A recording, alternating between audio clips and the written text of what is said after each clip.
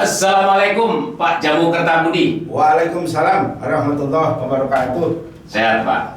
Amin, insya Allah. Sudah senior. Kang juga sehat ini. Amin. Sudah senior berarti ilmunya pasti berisi sekali. Oh enggak. Proses pembelajaran itu sampai akhir jam, sampai.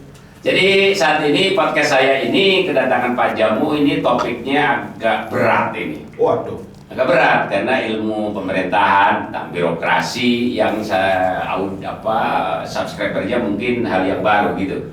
Pak Jamu, saat ini kita kan sistem pemerintahan itu kan otonomi. Itu mulai dari tahun 2000 setelah reformasi ya. Itu menjadi lebih baik nggak dari sisi regulasi itu menjadikan tujuan dari pemerintahan itu biar masyarakat sejahtera menurut Pak Jamu? Sebenarnya kita harus tahu dulu sistem pemerintahan NKRI ini seperti apa. Gitu ya. Kita tahu bahwa bentuk pemerintahan kita kan negara kesatuan. Ya. Beda dengan Eropa, Amerika itu kan negara federal. Sehingga sistem desentralisasi yang melakukan otonomi daerah juga berbeda satu sama lain. Di Amerika itu negara bagian. Artinya negara bagian itu ada pembagian kekuasaan pemerintahan. Baik kekuasaan eksekutif, legislatif, yudikatif ini termasuk elemen yang didelegasikan atau diserahkan kepada negara bagian itu. Sehingga badan itu ada kekuasaan eksekutif, legislatif, dan yudikatif. Di negara kesatuan, khususnya di NKRI ini, otonomi daerah yang dianut itu kalau istilah teorinya menganut administratif rechtelijk, bukan staatsrechtelijk ya, bukan pembagian kekuasaan pemerintahan, bukan pembagian ketatanegaraan. Hanya pengaturan mungkin. Bukan, tapi hanya berada di wilayah administrasi negara. Sekali lagi berada di wilayah negara dan kekuasaan pemerintahan yang sebagian diserahkan kepada daerah otonomi itu hanya kekuasaan eksekutif semata.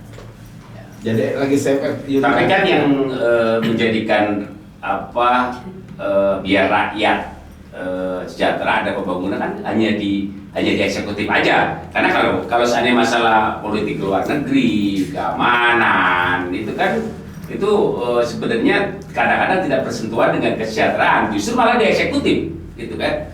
Begini, urusan pemerintahan itu kan ada 3. Urusan pemerintahan absolut, yang murni itu absolut kekuasaan pemerintah pusat. Monarki absolut. Bukan, kekuasaan pemerintah pusat. Itu urusan pemerintahan absolut. Ya. Apakah itu bidang pertahanan, keamanan, politik luar negeri, fiskal negara, gitu ya. Dan judicial itu adalah tidak dibagi kepada daerah. Itu mutlak, absolut adalah pemerintah pusat. Yang daerah itu ada 2 sebetulnya. Yang mendasar itu adalah urusan pemerintahan konkuren namanya. Artinya ada pembagian urusan pemerintahan antara pusat, daerah provinsi, dan daerah kabupaten dan kota dilihat dalam pendekatan efisiensi gitu ya, eksternalitas dan akuntabilitas. Jadi masing-masing disesuaikan dengan kondisi, karakter, dan kemampuan masing-masing. Oke, kan pertanyaan saya kan gini. Pada zaman Orde Baru itu kan sentralistik, semuanya dari pusat. Ya, jadi kadang-kadang daerah kan nggak dikasih kewenangan. Setelah reformasi ada bikin otonomi daerah karena biar daerah itu ada kekhasan lokal Pak. Itu kan pertanyaan yang tadi, jadi lebih baik nggak dengan otonomi daerah ini sistem pemerintahannya? Jadi lebih sejahtera bagi kehidupan bermasyarakat. Sejahtera atau tidaknya masyarakat di samping dilihat dalam pendekatan sistem, tapi juga lebih utama dilihat dalam aspek manajemen pemerintahan. Lebih sejahtera nggak dengan otonomi daerah saat ini? Sebenarnya saya tidak sependapat kalau otonomi daerah itu hanya ada saat ini. Sejak negara merdeka, itu otonomi daerah itu sudah ada. Yaitu dengan adanya Undang-Undang Nomor 1 Tahun 45. Apa bedanya otonomi daerah dan saat ini otonomi daerah? Bedanya itu apa? bedanya. Ya. Kalau zaman Orde Baru ada yang berlaku Undang-Undang 5 Tahun 74. Memang bercorak sentralistik, tapi desentralisasinya ada. Kewenangan-kewenangan yang dikelola oleh daerah menjadi kewenangan itu ada. Hanya dalam konteks penganggaran itu sentralistik, sehingga mana ada istilah mekanisme impres. Umpamanya ini pembangunan jalan dengan status jalan kabupaten, itu harus mengajukan anggaran ke pusat, sehingga muncullah impres jalan kabupaten. Karena itu menang di kepala daerah. Pak Bupati Wali Itu Kota. bedanya sistem keuangan negara yang didesentralisasikan. Ada yang menganut block grant, ada yang menganut spesifik grant. Yang block grant ini pokoknya subsidi dari negara disampaikan mulai DAU, mulai dana alokasi khusus, mulai bagi hasil pajak. Sip. Tapi diserahkan pengelolaannya oleh daerah gitu. Jadi dengan sistem seperti sentralistik dulu lah. Sekarang otonomi daerah itu jadi lebih bagus nggak menurut Pak Jam? Secara politik ya, saya sependapat. Dalam pendekatan politik lebih bagus berarti itu, outputnya adalah di kesejahteraan masyarakat. Nah, ada dilihat dalam pendekatan sistem, kata saya, itu lebih baik sekarang. Pendekatan sistem, ya. pendekatan politik dan pendekatan kesisteman. Tapi kata kunci kesejahteraan itu tergantung manajemen pemerintahan daerah, tergantung sosok kepala daerahnya, tergantung sosok lembaga DPRD-nya, apakah berintegritas atau tidak. Sekarang kan yang namanya kepala daerah kan ada pemilu. Pilkada maksudnya. Ya, pilkada. Ya, itu kan hasil pilihan rakyat. Persis. Ya, tapi dengan pilkada ini memang ada beberapa memunculkan kepala daerah yang bagus kan, yang dia bisa kreatif. Contoh lah, yang jadi presiden Jokowi, dulu wali kota Solo bagus, Tri Risma hari ini bagus, Ridwan Kamil wali kota Bandung bagus, Bupati Banyuwangi bagus. Itu karena adanya otonomi daerah, kepala daerah itu lebih leluasa dalam mengelola manajemen APBD atau gimana? Bisa muncul tapi yang mayoritas malah nggak muncul, itu kenapa? Betul. Apa yang dikatakan oleh Kang Ebot itu sifatnya kasuistis, tidak bisa Persis. digeneralisasikan kan. Masing-masing kepala daerah memiliki karakteristik, kekuatan, kapasitas gitu ya. Berarti sistem apapun nggak terpengaruh, yang penting orangnya berarti. Justru itu SDM Pelaksananya, apa? eksekutornya. Sehingga terus terang aja hampir 300 kepala daerah sahabat saya ini terjerat korupsi oleh KPK. Ya. Nah itu salah satu bentuk konkret dari dunia nyata. Nah. Jadi mau bicara kesejahteraan apa? Yang kurang lebih 300 kepala daerah aja sudah terjerat kasus korupsi gitu ya. Berarti faktor. Jadi faktor manajemen ya, Personal. faktor manajemen, dan di balik manajemen itu adalah esensinya kepemimpinan. Nah, inti manajemen itu kan kepemimpinan. Sejauh mana kepemimpinan yang ada di masing-masing daerah memiliki integritas atau tidak ya. Orang kepala daerah banyak yang pintar, tapi integritas sebagai seorang kepala daerah yang merasa sense of crisis di mata daerah ini bisa tidak semuanya seperti itu. Pak Jabu, saat ini kan otonomi daerah itu ada di kabupaten kota. Jadi peran provinsi selain provinsi DKI itu apa sih? Contoh di Jawa Barat, kan ini. Provinsi Jawa Barat kita contoh karena tinggal di Jawa Barat. Jawa Barat itu provinsi Jawa Barat ada gubernur, ada dan perangkatnya kepala dinas, ada DPRD yang mungkin APBD-nya itu triliunan. Itu fungsinya apa? Karena kekuasaan ada di bupati dan wali kota. Gimana peran? Saya kurang sependapat dengan Ngebod ya. Saya tanya. Yang namanya daerah otonomi itu ada dua tingkatan kan. Ya. Daerah otonom provinsi, daerah otonom kabupaten dan kota. Masing-masing daerah otonom memiliki kewenangan otonomi daerah. Masing-masing memiliki otonomi daerah, sehingga khusus urusan pemerintahan konkuren yang dibagi secara proporsional antara pusat, provinsi, kabupaten, itu masing-masing memiliki wewenang. Yang Makanya saya tanya, otonomi daerah. Bentar, saya potong. Saya tanya, Jawa Barat, kita contohnya Jawa Barat. Jawa Barat, ya, yang tadi saya bilang gubernur Ya. dan Ya. birokrasinya lah. Persis. Terus DPRD dengan 100 itu kan anggarannya gede. Persis. Anggaran APBD Jawa Barat 40 triliun itu ya, kurang lebih. sedangkan pelaksanaan di teknis itu kekuasaannya ada di bupati dan wali kota. Jadi anggaran sebesar itu bersentuhan langsung nggak dengan masyarakat? Karena saat ini contoh Gubernur Jawa Barat Ridwan Kamil sebenarnya nggak punya wilayah. Kenapa? Mau ke Cimahi itu urusannya wali kota Cimahi. Ya, mau ke Bandung, Kabupaten Bandung urusannya Kabupaten Bandung. Jadi sebenarnya dengan APBD sebesar itu apa sih yang bersentuhan dengan dengan masyarakat, karena kekuasaan ada di bupati wali kota gitu loh. Tidak seperti itu kan. Ya faktanya.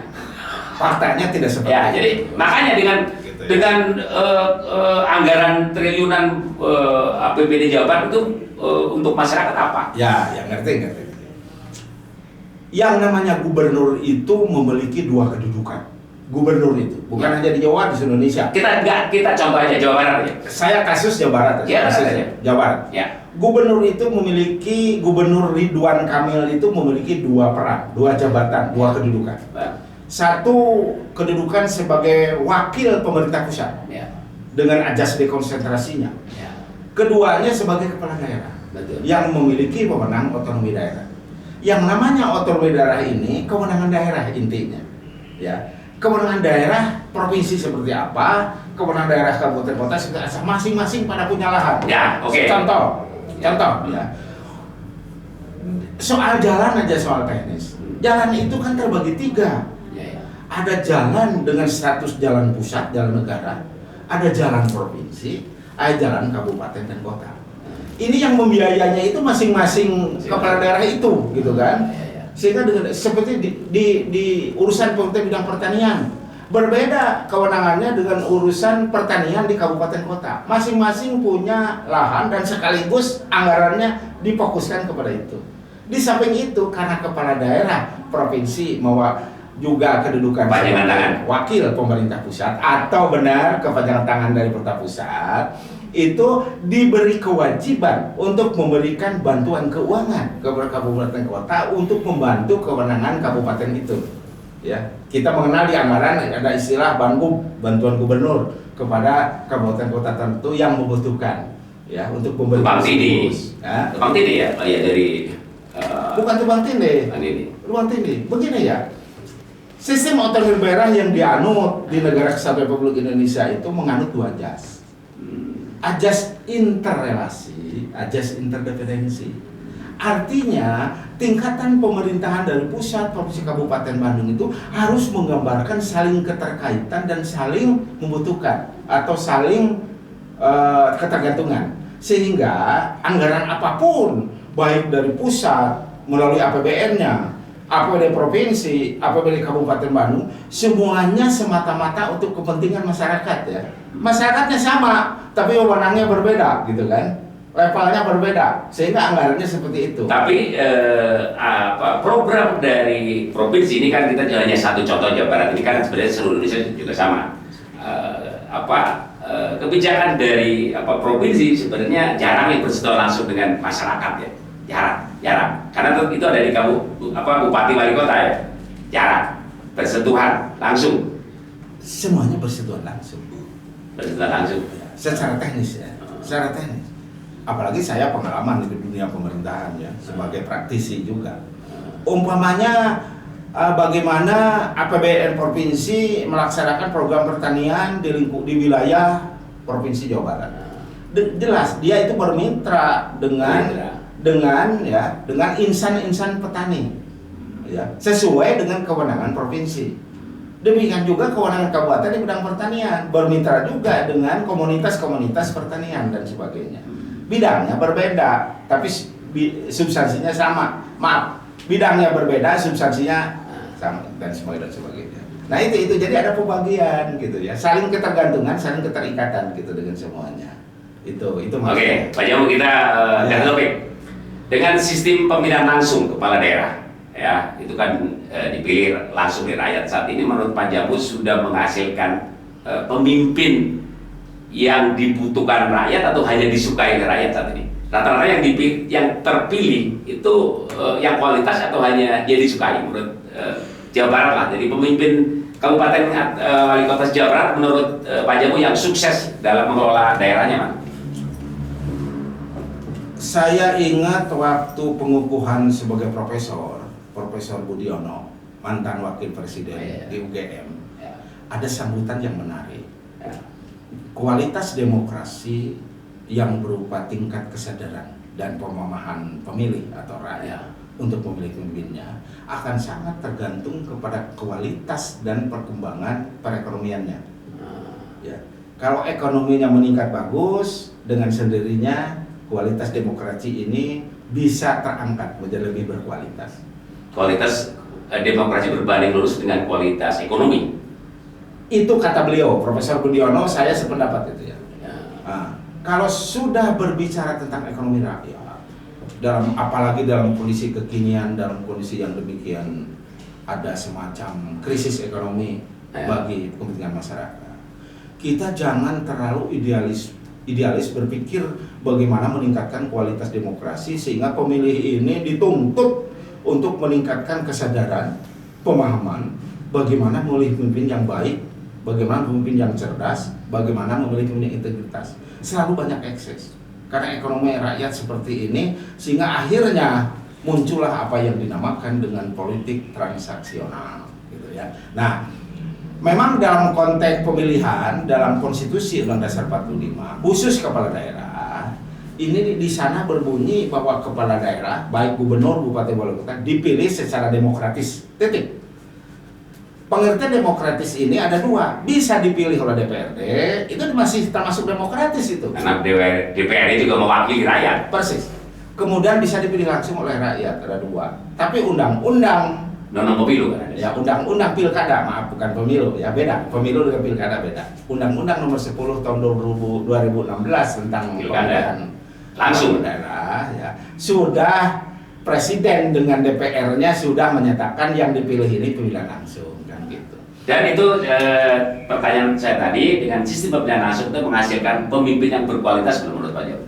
Itu relatif, Relatif. sangat relatif. Oke, ini Karena tidak lepas ya, dari oke. transaksional. Ini subjektivitas dari Pak Jamu Jawa Barat yang menurut Pak Jamu berhasil dalam memimpin mengelola wilayah 5 kepala daerah, Pak. 5 kepala daerah. Iya, Jawa Barat. Yang berhasil menurut subjektivitas Pak Jamu Jawa Barat. Itu rata-rata air itu. 27 kabupaten kota. Ya, Ya, di Jawa Barat yang berhasil 5 aja, 5 besar ya, Pak. Nah, itu rata-rata air. Rata-rata air gimana? Rata-rata airnya hampir merata gitu lah. Jadi nggak ada yang dominan. Nggak ada yang paling menonjol, nggak ada. Nggak ada yang paling nilainya menonjol. 6, nggak ada nilai 8, 9. Ya, antara 7-6 lah nilainya lah. Nggak ada yang Itu berhasil. rata-rata air itu. Berarti dengan pilkada yang menghabiskan ratusan miliar, itu belum menjadikan pemimpin yang bagus berarti. Tidak memberikan jaminan. Tidak memberikan jaminan ya. Ya, kualitas kepemimpinan itu akan akan terwujud melalui ya pilkada yang langsung. menghabiskan ratusan miliar itu murni dari daerah, dari APBD ini, tanpa bantuan dari pusat itu. Ya, APBD. APBD murni itu 100% tanpa bantuan dari APBN. Itu murni APBD. Seperti contohnya, itu rata-rata 100 M kan? Iya. Penyelenggaraan pilkada itu rata-rata 100 M. Tapi apakah ini ada jaminan menghasilkan kualitas Pemimpin yang kepemimpinan kualitas. yang diharapkan? Belum juga ya. Belum tentu gitu ya. Belum tentu. Belum tentu. Oh. Gitu. Pak Jamu, dengan kembali ke tentang pemerintahan, otonomi kan di tingkat kabupaten kota itu kebanyakan kabupaten kota itu postur APBD-nya itu presentasinya biasanya habis untuk biaya rutin, biaya pembangunannya kurang. Itu rata-rata gitu gimana menurut Pak? Begini, kalau zaman Orde Baru Ya. mengenal struktur APBD ini Ya. khususnya di pos belanja, Ya. ada belanja rutin dan belanja pembangunan. Ya. Sekarang sudah robah, tidak mengenal lagi istilah biaya rutin dan pembangunan. Ya. Di belanja daerah ini ada 4 jenis belanja.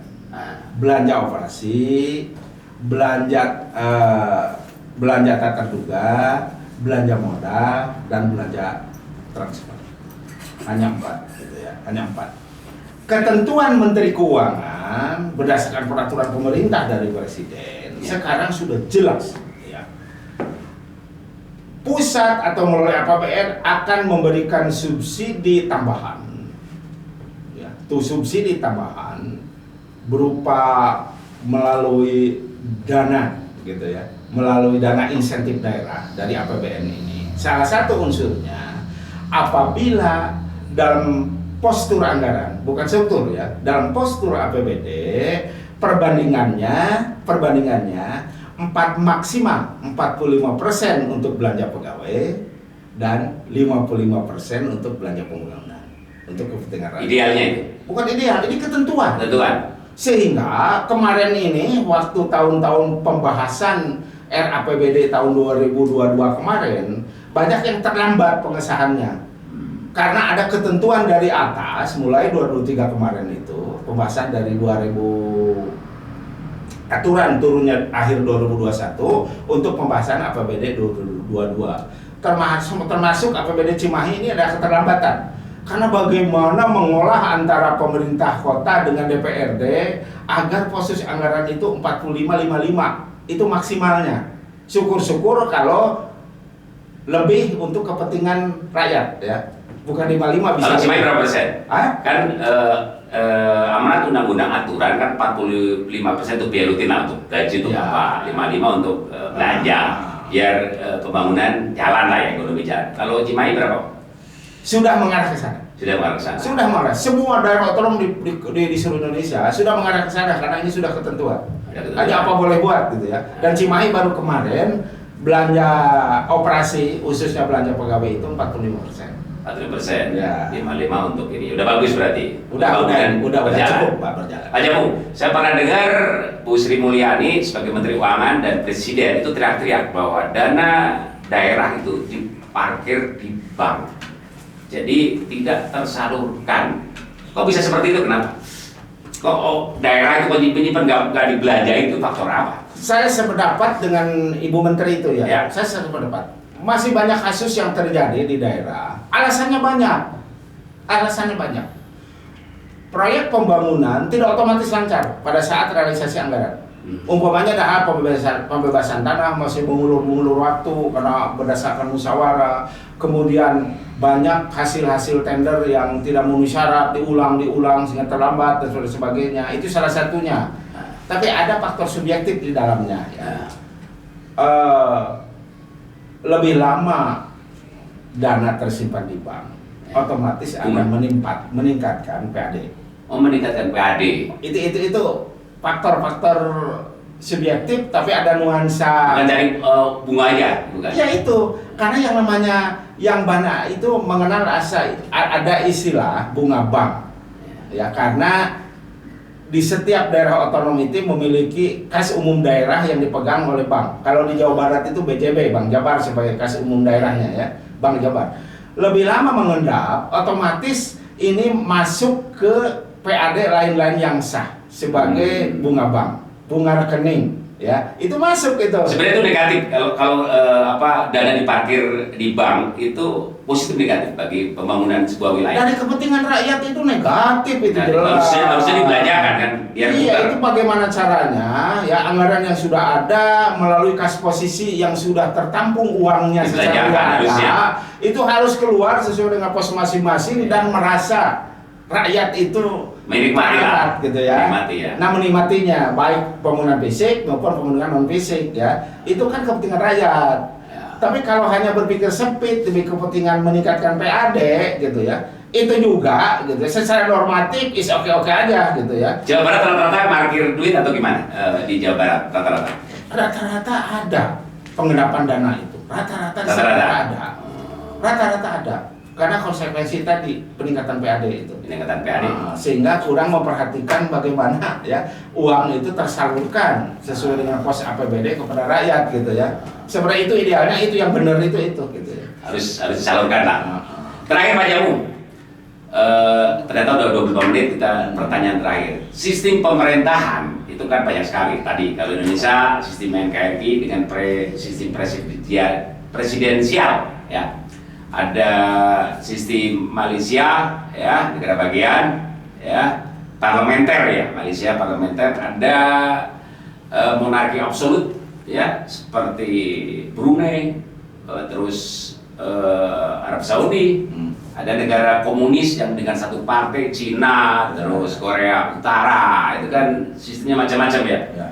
Ada monarki konstitusional, ada Thailand, ada Inggris, itu kan ada negara Islam seperti Iran, Afghanistan. Jadi keseluruhan sistem itu yang ideal untuk kesejahteraan masyarakat itu sistem negara seperti apa menurut Pak Jamu? Subjektivitas Pak Jamu aja. Saya tidak subjektivitas, ini objektivitas. Ya siap. pada saat rapat BPUPKI dulu, ya, semua founding father Indonesia sudah bersepakat bahwa di Indonesia itu rentan oleh berbagai persoalan, banyaknya suku bangsa, etnis, sara dan sebagainya, sehingga diperlukan negara pemersatu dengan figur kepala negaranya yang figur pemersatu, sehingga yang lebih pas adalah negara kesatuan, kan begitu. Untuk Indonesia Kan kita bicara Indonesia ini, pendidikan negara kesatuan. Namun karena ada campur tangan Belanda, campur tangan negara-negara asing pada saat proses kemerdekaan sampai dengan tahun 56 dan sebagainya, kita pernah mengalami perubahan sistem ketatanegaraan kita dengan sistem federalisme Republik Indonesia Serikat. Nah itu, tapi kan hanya setahun gagal, tidak berlalu, malah banyak gontok-gontokan, bermusuhan dan sebagainya. Baru 3 bulan kabinet sudah dibubarkan, ada perdana menteri saat itu ya, dan sebagainya. Nah itu ya. Nah kita cocok sekarang negara kesatuan Republik Indonesia dengan sistem pemerintahan yang dianut adalah sistem pemerintahan presidensial, bukan sistem pemerintahan parlementer. Gitu ya. Paling cocok Negara kesatuan dengan sistem pemerintahan presidensial, ya, bukan sistem pemerintahan parlementer. Ada di negara kesatuan yang pemerintahannya pemerintahan parlementer sistemnya, sehingga ada perdana menteri kan gitu ya dan sebagainya. Nah di Indonesia lebih cocok sekarang konstitusi negara kesatuan dengan sistem pemerintahan presidensial, itu lebih cocok hanya ya dalam tataran praktis ketatanegaraan sekarang campuran gitu ya. Secara praktis ya campuran. Ada unsur-unsur parlementernya. Ada koalisi sih ya. Ada koalisi, malah presidensial harusnya nggak ada koalisi ya. Oh, tidak mengenal koalisi, tidak mengenal oposisi. Koalisi oposisi itu hanya ada di sistem parlementer gitu kan. Presidensial harusnya semua anggota dewan oposisi harusnya. Tidak, dia kan mengawal, penyeimbang. Karena sistem kekuasaan yang dianut negara kesatuan Republik Indonesia berdasarkan konstitusi hasil amandemen itu sistem separation power, pemisahan kekuasaan, ya, pemisahan kekuasaan. Ini bagus ini ya, jadi berimbang gitu dan sebagainya. Sebagai social control, sebagai lembaga yang mampu mengontrol secara independen dan sebagainya. Namun praktiknya dalam penyelenggaraan negara kita sejak zaman SBY gitu ya, dibangunlah sekretariat bersama menteri yang mendukung pemerintah di eksekutif ini, sehingga sebelum gitu ya dibahas di DPR, eksekutif pemerintah pusat ini bahan-bahan kebijakannya itu dibahas dulu di sekretariat bersama kementerian. Itu kan bernuansa parlementer, ada perdana menteri situ ya. Gitu. Nuansa. Sekarang juga kan begitu. Ya. Sebenarnya ada nuansa parlementernya. Butuh dukungan parlemen. Persis. Karena kalau undang-undang kalau nggak ada dukungan. Nah ini konsekuensi dari sistem separation of power ya, pemisahan kekuasaan. Mau tidak mau presiden itu harus memiliki kekuatan di parlemen kan begitu. Ada dukungannya. Tapi bukan koalisi dan oposisi gitu ya istilahnya gitu ya. Hanya dukungan-dukungan gitu ya. Dan tapi kan logikanya gini, selama program dari eksekutif dari presiden itu bagus, harusnya parlemen harusnya mendukung kan? Bukan hanya asal beda, harusnya. Bukan, kalau wilayah politik pengertian bagus itu berdiri dari jamak. Iya, berdiri dari jamak. Bagus kata presiden, butuh bagus kata parlemen gitu. Terima kasih Pak Jamu. 28 menit ya. Nanti kapan-kapan saya udah lagi ya. Amin. Demikian Sobat Kongres ya, obrolan yang agak sedikit berat dengan pakar tata negara Bapak Jamu Kertajati. Kertabudi. Bapak Jamu Kertabudi. Terima kasih, sampai jumpa.